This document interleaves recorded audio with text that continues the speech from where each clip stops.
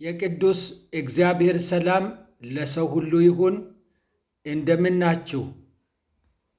ሰሞኑን የአገልጋዮችን የሥነ ምግባር ጉዳይ በእኛ ዘመን ያለውን ሁኔታ አንዳንድ አጫጭር ነገሮችን እያነሳሁ ነው። ለእኔ የገባኝን ያህል ሊተኮርበት የሚገባ ሊታሰብበት የሚገባ ነገር ስለሆነ ሊስተካከል ሊታረም የሚገባ ነገር ስለሆነ የአገልጋዮች ጉዳይ ትኩረት የሚሻ ነገር ስለሆነ የአገልጋዮች ስነ ምግባር ምን መምሰል ነበረበት? ከቃሉ አንጻር ምን እንመስላለን? እንዴት ነን? የሚል ነገር እያነሳው ነው። አገልጋዮች በጣም ደፋሮች እየሆንን መጥተናል።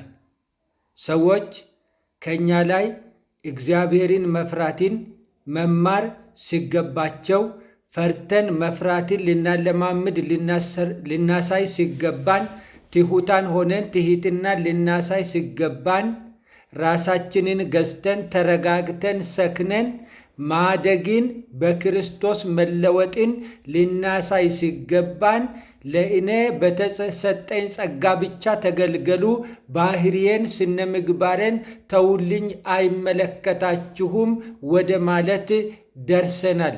እንደዚህ ያለ ድፍረት ደግሞ ቤተ ክርስቲያንን ለአደጋ ያጋልጣል።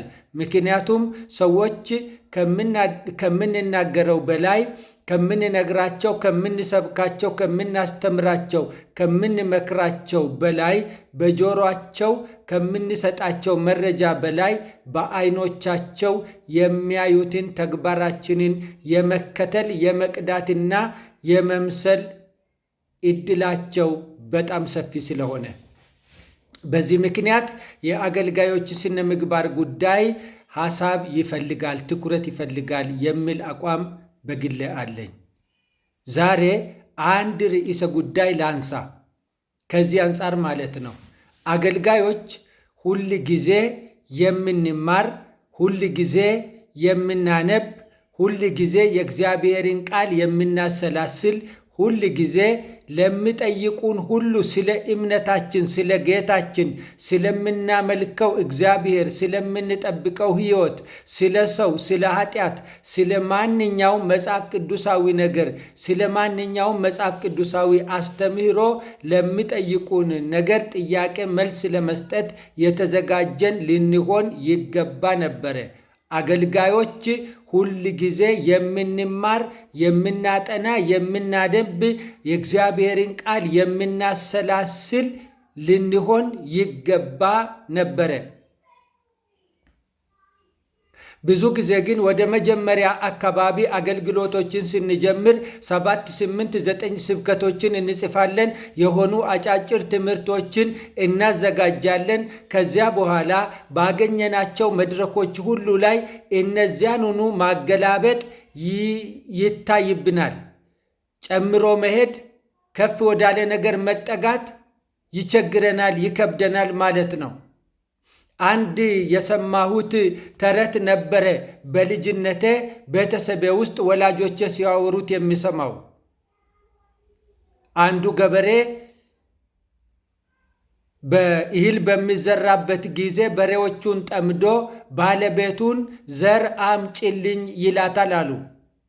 ዛሬ ዘር ተጠይቃ የኑግ ዘር አመጣችለት፣ ሲዘራ ዋለ። ነገም ደግሞ ጠምዶ ዘር አምጪ ሲል ኑግ ይዛ ሄደች። ነገም ሲዘራ ዋለ። ሳምንቱን ሙሉ ኑግ አስዘራችውና ቀጣዩንም ሳምንት ኑግ ይዛለት ስትመጣ ምንድነው ሌላ እህል የለም ወይ? ስንዴ አንዘራም ወይ? ገብስ አንዘራም ወይ? ሌላ እህል አያስፈልገንም ወይ ብሎ ይላታል። ግድ የለም ባለ፣ ይሄ ዘመን የኑግ ዘመን ነው፣ ኑግ ዝራልን ዝም ብለህ አለችው ይባላል።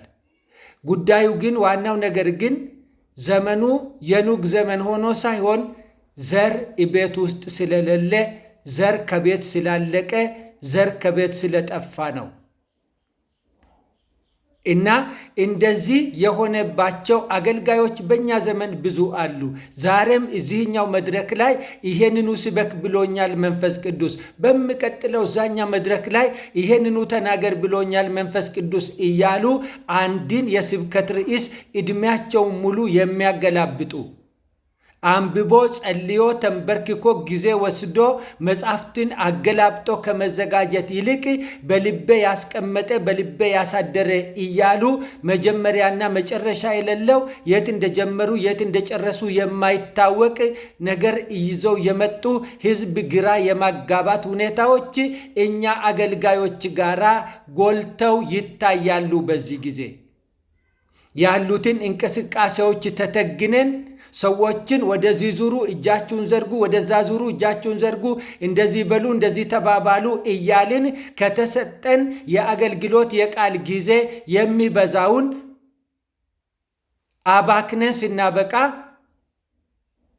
መንፈስ ቅዱስ አደረገ ብለን መንፈስ ቅዱስ መራኝ ብለን መንፈስ እንዳሳየን ብለን የማመካኘት ነገር ይታይብናል፣ ይንጸባረቅብናል። መሆን የነበረበት ግን እኛ ሁል ጊዜ የምንጸልይ፣ ሁል ጊዜ መልእክት የምንቀበል፣ እየጨመርን የምንሄድ፣ በማስተዋል በጥበብ በእውቀት እየጨመርን ከፍ እያልን እያደግን የምንሄድ መሆን ነበረብን። መጽሐፍ ቅዱሳችን ቆላስያስ ምዕራፍ 3 ቁጥር 16 ላይ የእግዚአብሔር ቃል በሙላት ይኑርባችሁ ይላል። የእግዚአብሔር ቃል በውስጣችሁ ያለ ሰዎች ሁኑ። የእግዚአብሔር ቃል በልባችሁ ያደረ ሰዎች ሁኑ። የእግዚአብሔር ቃል ካላችሁ የምትናገሩት የእግዚአብሔርን ቃል ነው። የእግዚአብሔር ቃል ካላችሁ ለሰው የምታካፍሉት የእግዚአብሔርን ቃል ነው። የእግዚአብሔር ቃል በሙላት በልባችሁ ካለ ለሰዎች የምትነግሩት፣ ሰዎችን የምታገለግሉት በዚህ በልባችሁ ካለ በሙላት በውስጣችሁ በተቀመጠ ቃል ነው። እንደዚህ ስላልሆነ ብዙውን ነገር በእኛ ጊዜ ብዙዎቻችን የምንናገረው ትናንትናና በቀደም የሆነውና ያደረግነውን ወይም ደግሞ የአንዳንድ ሰዎችን ሁኔታ እያነሳን መድረኮቻችንን የሐሜት ቦታ፣ የወሬ ቦታ፣ የተረት ተረት ቦታ የማድረግ ሁኔታ በአገልጋዮች ዘንድ ይንጸባረቃል። የክርስቶስ ወንጌል ሊሰበክበት በተገባ ቦታ ላይ ቆመን የዕቃ ጫወታ የመጫወት አዝማሚያ ይታይብናል። የሆነ ሰውዬ የሆነች ሴትዮ እያልን የእግዚአብሔርን ጊዜ የሕዝቡን ጊዜ በከንቱ እናባክናለን። ይሄ ደግሞ ተገቢ አይደለም። የእግዚአብሔር ቃል በሙላት ይኑርባችሁ ይላል ቃሉ ማለት ነው።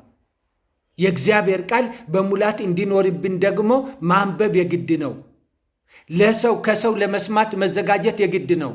ለማስተማር ለመስበክ የምንዘጋጀውን ያህል ለመማር ሌሎች የሚሰብኩትን ለመስማትም መዘጋጀት ይገባን ነበረ። እጅግ በጣም ከኛ ይጠበቅ ይፈለግ ነበረ። መጽሐፈ ምሳሌ ምዕራፍ 18 ቁጥር 15 ላይ ደግሞ የአስተዋይ ልብ ዕውቀትን ያገኛል የሚል ቃል ታገኛላችሁ። የአስተዋይ ልብ ዕውቀትን ያገኛል። ዕውቀትን ፈልጎ አያጣም።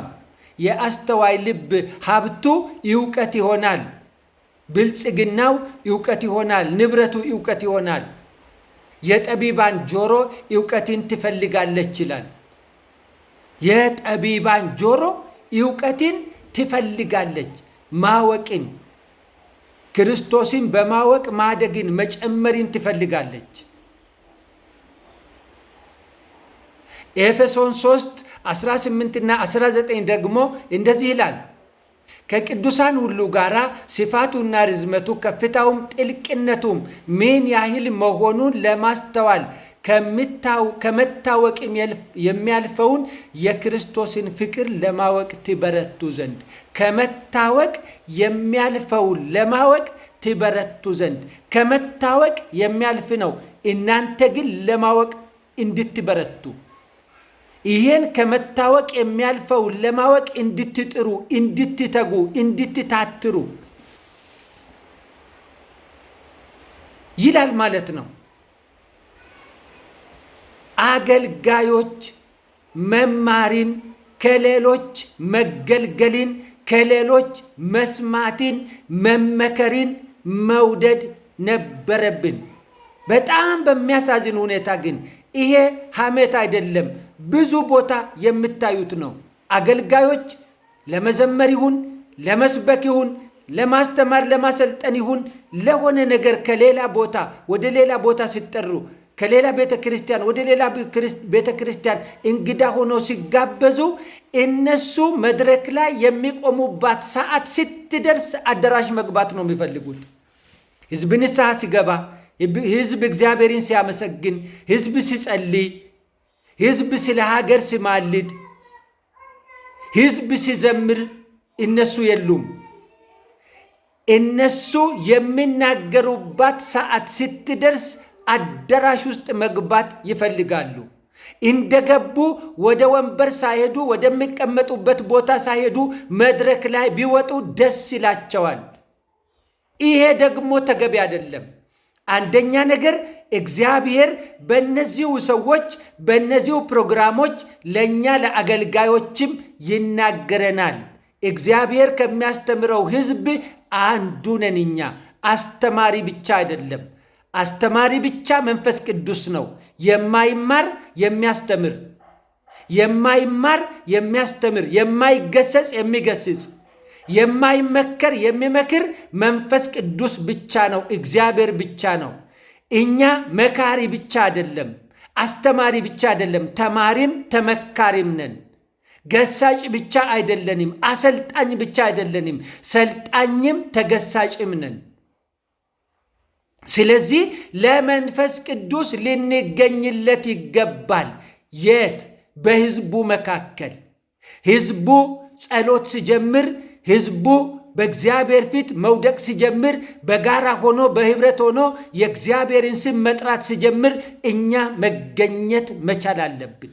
አብረን ተቀምጠን ፕሮግራሙ ሲጀመር እንዴት ነው እኔ ጋር እስኪደርስ እኔ የኔ የማገለግልበት ፕሮግራም እኔ የማገለግልበት ሰዓት እስኪደርስ ድረስ ምን ውስጥ አልፎ ነው የመጣው ማወቅ አለብኝ። ምንድነው ሲሰሙ የቆዩት? ምንድነው ሲናገሩ የቆዩት? ስለ ምንድነው ሲዘምሩ የቆዩት? ስለ ምንድነው ሲጸልዩ የቆዩት? ማወቅ አለብኝ። አካል መሆን አለብኝ። እንደዚህ ነው ተገቢው ነገር። እንደዚህ ነው ተገቢው ነገር። እኛ ግን እያደረግንና እየሆን ያለው ከዚህ ተቃራኒ ነው። አንደኛ ነገር ከዚህ የምናተርፈው ጉዳት፣ አንደኛ ነገር እኛ ራሳችን ማደጋችን ይቆማል። መማር የማትፈልግ ከሆነ አትጨምርም፣ አታውቅም። መማር የማይፈልግ ሰው አያውቅም፣ እውቀት አይጨመርለትም። እንጎዳለን፣ መጨመር ያቅተናል። ባለንበት እንቆማለን፣ እንቀጭጫለን። መንፈሳዊ ሞትም መንፈሳዊ ድርቀትም ደግሞ ተከትሎ ሊመጣ ሊከሰት ይችላል። ምክንያቱም ለመመገብ ብቻ ከምንዘጋጀው አንበላም። ለመመገብ ብቻ ሊመግብ ላብላ ላጠጣ ብለን ስናዘጋጅ እኛ ውጪ ነን።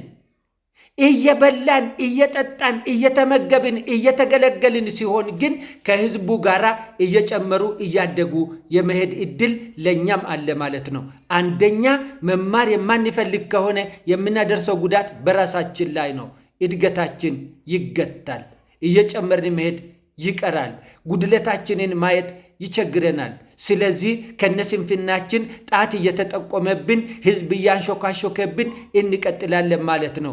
ይሄ ደግሞ ያልተገባ ነገር፣ የእግዚአብሔርን ስም የሚያሰድብ፣ የአገልጋዩን እድገት የሚገታ፣ መድረኮችን የሚያጠብ፣ ተፈላጊነታችንን የሚቀንስ፣ ተሰሚነታችን ላይ ጉዳት የሚያደርስ አደገኛ ነገር ነው። ሌላውስ የምናደርሰው ጉዳት ምንድን ነው? መማር የማንወድ ስንሆን ለሰዎች የምናሳየው ምሳሌነት።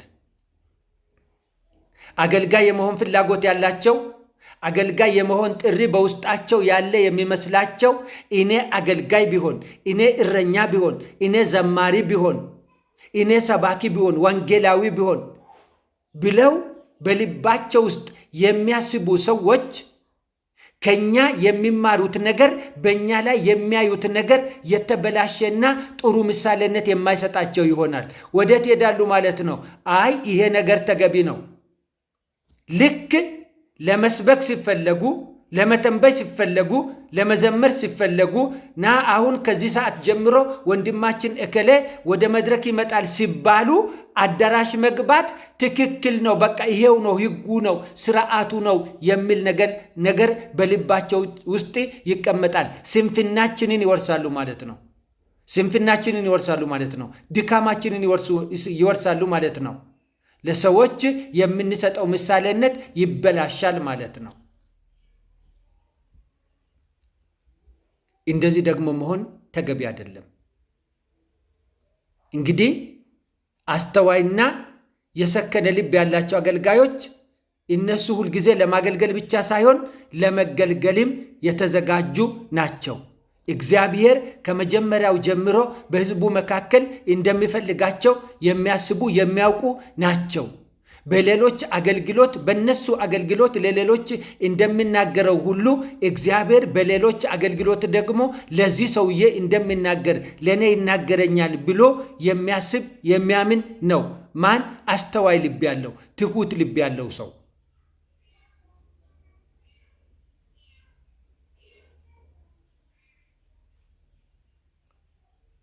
አስተዋይ ልብ ያላቸው ትሁት ልብ ያላቸው አገልጋዮች በሕዝቡ መካከል እነሱን ለማስተማር፣ እነሱን ለመገሰጽ፣ እነሱን መክሮ ለማስተካከል፣ ለማረም፣ የነሱን ስህተት ጠቁሞ እርማት ለማድረግ የሚበቃ ሰው እንዳለ ያስባሉ። ገና ሲቆሙ ይሄ ሕዝብ ፊት እዚህ ሕዝብ ፊት የቆምኩት አዋቂ ሆኜ በልጬ ተሽዬ ተገኝቼ ሳይሆን እግዚአብሔር እድል ሰጥቶኝ ነው።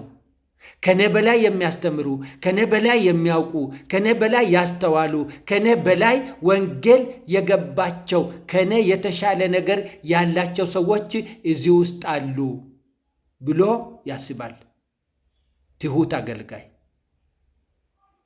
እግዚአብሔር በሁሉ ሰው ለሁሉ ሰው እንደሚናገር የሚያስብ የሚያምን አገልጋይ፣ አንዳችንን በሌላችንን እግዚአብሔር እንደሚያስተምር፣ እንደሚያገለግል፣ እንደሚመክር፣ እንደሚያቀና የሚያስብ የሚያምን አገልጋይ እንደዚህ ያለ ነገር ልቡ ውስጥ ይኖረዋል ሲጀመር ማለት ነው። ስለዚህ ከሌሎች ለመማር ቁጭ ብሎ ሌሎችን ለመስማት ዝግጁ ነው። ማን? አስተዋይ። ማን? ጥበበኛ። ሁል ጊዜ እየተናገሩ ብቻ የሚኖሩ ሳይሆን ደግሞ ቁጭ ብሎ የሚሰሙም ናቸው።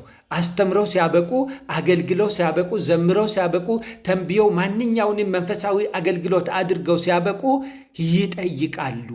መማር የሚፈልጉ፣ መታረም የሚፈልጉ፣ መስተካከል የሚፈልጉ ሰዎች ይጠይቃሉ። የዛሬ አገልግሎቴ እንዴት ነው? የቱ ጋር ነው የማስተካክለው? ያጎደልኩት ነገር ምንድን ነው? የተሳሳትኩት ነገር ምንድን ነው? ማሻሻል ያለብኝ ማረም ያለብኝ ነገር ምንድን ነው ብለው ይጠይቃሉ። ምክር ይቀበላሉ፣ ይመከራሉ።